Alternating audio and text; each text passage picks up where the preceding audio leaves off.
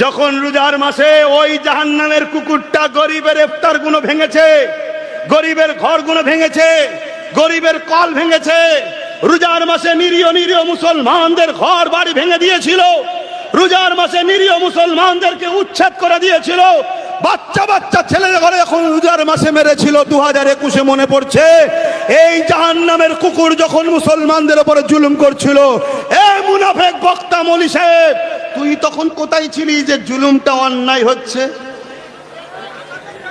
ও দালাল, ভাড়া পাও না দালাল মৌলী সাহেব, তাই তো? ভাড়া পাও, ভাড়া। তাহলে কড়া ডোজ না দিলে এই দালাল গুলোকে চেনা যেত, এজন্য একটু কড়া দি। কিন্তু ভুল বলেছি কি না, জাহান্নামের কুকুর বলা যাবে না। মাদ্রাসা রয়েছে এখানে, মৌলানা সাহেবরাও রয়েছে, তিরমিজি শরীফের হাদিস, ইবনে মাজাহ শরীফের হাদিস, মিশকাত শরীফও আছে। আল্লাহ নবী খারিজিদের ঘরে জাহান্নামের কুকুর বলেছে, শুনছেন আমার কথা? আল্লাহ নবী।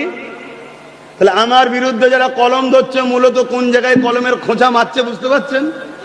হ্যাঁ, জাহান্নামের কুকুর বলেছে, ঠিক এই ভাষাটা খারিজিতে করে, জাহান্নামের কুকুর। শুনছেন তো নাকি?